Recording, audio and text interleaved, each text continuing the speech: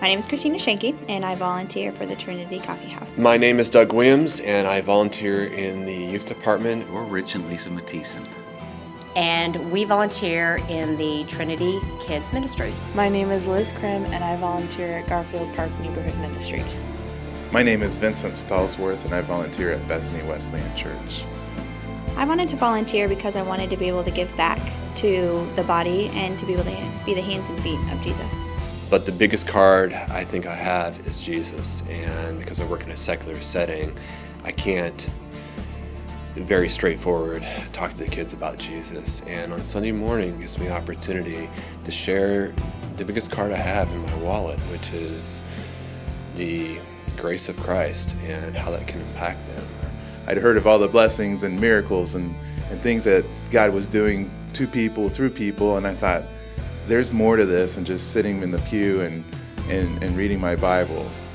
There's an opportunity here to actually live out the Bible and do what God has commanded us to do. My favorite moment probably happened a couple of weeks ago, and it was during a time where Rich was sharing with the kids about Jesus going to the cross. And one little girl, her name is Alex, said, "Why would he do that? Why would he do that?" And I just thought, wow, these kids like really thinking through this. You know, it surprised me that she would ask a question like that. And Rich and I just immediately went to, as simple as it is, went to John 3:16 and just started talking about how much the Lord loves us, and that's the reason he did it. One day we did a spa day for some of the ladies, and there was a woman who came.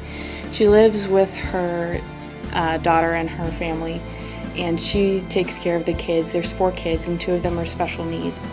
And it was really great for her to be able to come and just have an afternoon where she didn't have to worry about taking care of them. She didn't have the stress of all of that. And she at one point she teared up because she was just so happy to be able to have a couple hours to herself, to be pampered in a way that she probably never has been.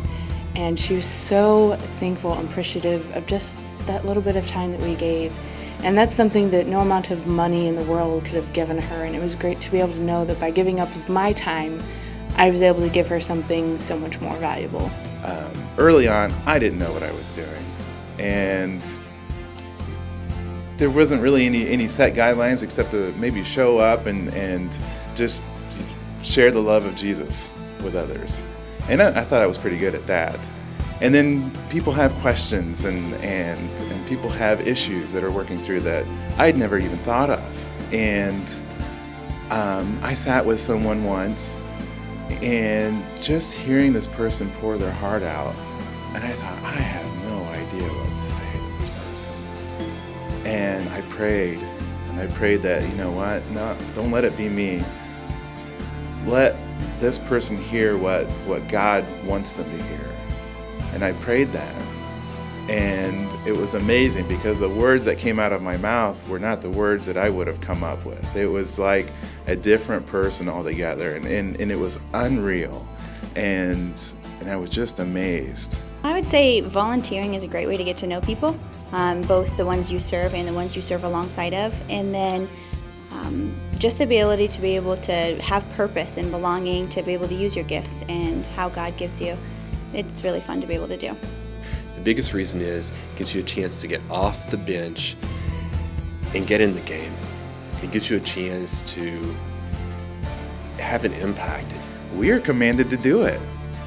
We're not commanded to come into church on Sundays and pray and sing and go home and think of Christianity as a part-time venture or something to knock off our checklist. We are called multiple times, especially through the New Testament, to serve others.